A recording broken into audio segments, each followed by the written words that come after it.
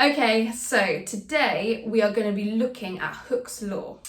First things first, I need my glamorous assistant. When you apply forces to springs, you can stretch them, you can compress them, or you can bend them. Pretty simple so far. Believe it or not, Robert Hooke got a whole law named after him for realising that. Well, that's a bit unfair. More specifically, he realised that force is directly proportional to extension. That is Hooke's law. In other words, the more force you apply to stretch something, the more it stretches. Brilliant. We can write Hooke's law using the following equation. Force measured in newtons is equal to K, your spring constant, measured in newtons per metre, multiplied by X, the extension of your spring, measured in metres. So what exactly is K? Well, K, my spring constant, tells me something about how difficult it is to stretch my spring. If K is large, it means it is very, very difficult.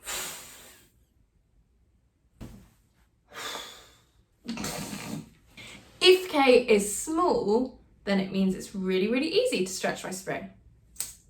Let's have a look at a little example of using Hooke's law in a question. I have a spring. It has an original length of 10 centimetres. When I apply a force of 5 newtons, the spring stretches to its new length, 15 centimetres. Work out the spring constant. Okay, first let's label all our variables in this question. Our force is the 5 newtons. Our extension is going to be the final length of our spring, take away the original length of our spring. So for this question, we've got 15, take away 10 is 5 centimetres. Remember, in my equation, my extension needs to be in metres. So I need to convert 5 centimetres into metres by dividing by 100. So we get 0.05 metres. Okay, now we can plug it into the equation. 5 is equal to K multiplied by 0.05. Therefore, K is 100, and remember my units, newtons per metre. Okay, let's extend this question a little bit further.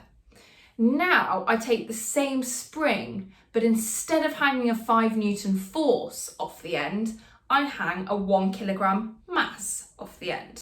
Now I need to work out the new extension of my spring.